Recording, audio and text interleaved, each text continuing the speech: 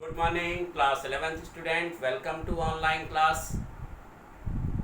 बड़ा previous class में हमने आपको सेंट्रीपिटल एक्सेलरेशन और सेंट्रीपिटल एक्सेलरेशन का फार्मूला डिराइव कराया था। हमने सेंट्रीपिटल एक्सेलरेशन एक्सप्लेन किया था और सेंट्रीपिटल एक्सेलरेशन का एक्सप्रेशन फार्मूला डिराइव करा दिया था। आज हम लोग एंगुलर डिस्प्लेसमेंट के बारे में पढ़ेंगे। एंगुलर डिस्प्लेसमेंट, एंगल या एंगुलर डिस्प्लेसमेंट, फिजिक्स में जो हमारा एंगल है वही हमारा एंगुलर डिस्प्लेसमेंट हो जाएगा।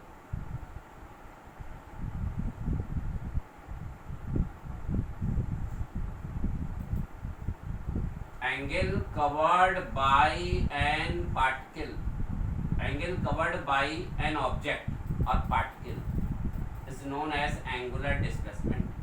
जो एंगल, जैसे एक पार्टिकल है P1 पॉइंट से P2 पॉइंट तक पहुंच रहा है, इसका जो डिस्प्लेसमेंट है वो डेल्टा एस है। P1 से P2 पॉइंट तक पहुंचने में जितना एंगल सबटेंड कर रहा है, जितना एंगल आप क्या कर रहा है, सबटेंड कर रहा है, जितना एंगल कवर कर रहा है, यानी कि फाइनल पोजीशन से इनिशियल पोजीशन के बीच में जितना वो एंगल सबटेंड करेगा वही हमारा एंगुलर डिस्प्लेसमेंट, वही हमारा क्या होगा बेटा, angular displacement. Angle subtended by particle between one point to another point, angle subtended by particles between one point to another point is known as angular displacement,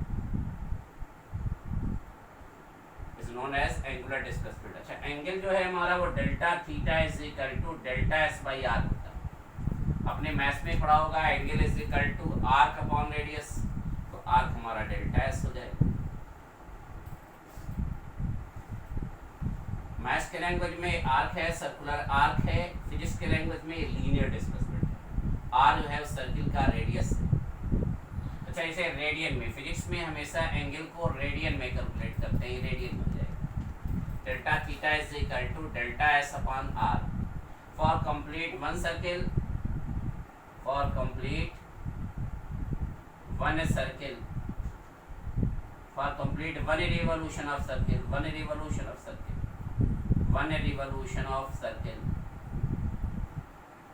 complete circle के लिए delta S यानी circumference of the circle 2 pi R हो जाएगा। तो delta theta is equal to हमारा 2 pi are divided are, यानी कि 2 pi radian हो जाएगा। वैसे भी आपको पता होगा कि कंप्लीट वन सर्किल के लिए, सर्किल के लिए कंप्लीट एंगल जो होता है वो 360 डिग्री या 2 पाई रेडियन होता है। डिग्री में लेते हैं तो वही हम 360 डिग्री ले लेते हैं, डिग्री में लेंगे तो वही हमारा क्या हो जाएगा, 360 डिग्री होगा। और रेडियन में हमारा 2 पाई रेडियन हो जाएगा।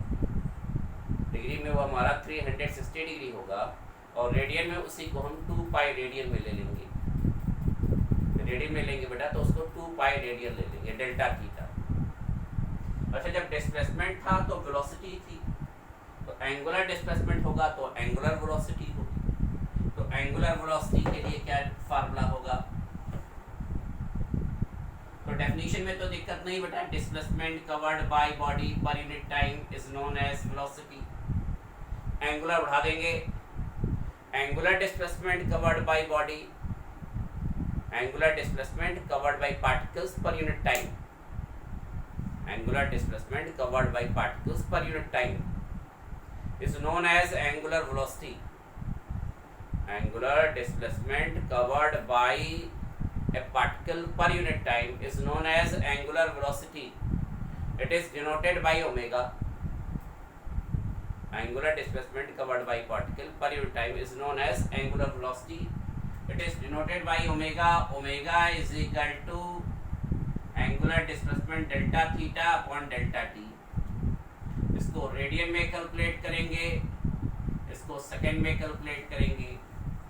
एंगुलर वेलोसिटी को ओमेगा से डिनोट करते हैं, डेल्टा थीटा को रेडियन में कैलकुलेट करेंगे, डेल्टा टी को सेकंड में कैलकुलेट करेंगे, तो ये हो जाएगा delta theta upon delta T, delta theta upon delta T. यानी कि इसकी जो यूनिट हो जाएगी वो रेडियन पर सेकंड हो जाएगी। इसकी जो यूनिट होगी बेटा वो रेडियन पर सेकंड।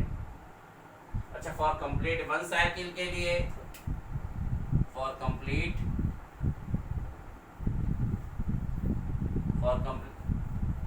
a particle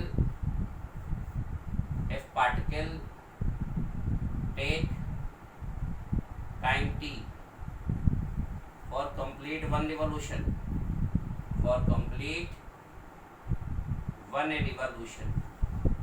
1 रिवॉल्यूशन में जो टाइम टेक कर रहा है वो टी टेक कर रहा है, तो ओमेगा इज इक्वल टू हमारा 2 पाई बाई टी।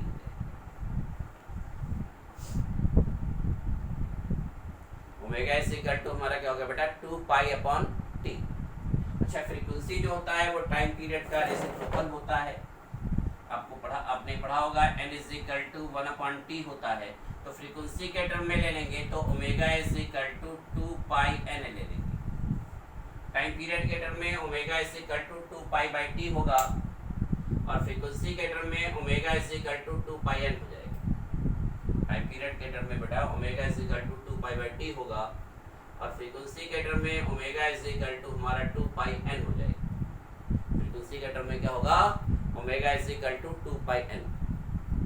बेटा लीनियर वेलोसिटी v और एंगुलर वेलोसिटी ओमेगा में रिलेशन भी पूछा जाता है। लीनियर वेलोसिटी v और एंगुलर वेलोसिटी ओमेगा में रिलेशन भी पूछा जाता है। लीनियर वेलोसिटी v और एंगुलर वेलोसिटी ओमेगा में relation between v and omega, relation between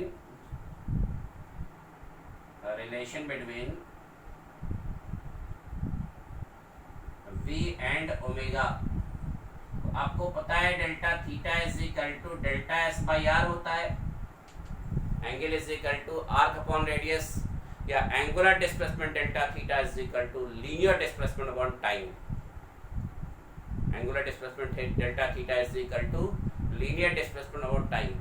तो दोनों side linear displacement upon radius, और दोनों साइड में डेल्टा टी से डिवाइड कर देंगे। Divide both sides by delta T, तो delta theta upon delta T is equal to delta S upon delta T into R. अब ये हमारा हो जाएगा एंगुलर वेलोसिटी, ये हमारा हो जाएगा लीनियर वेलोसिटी।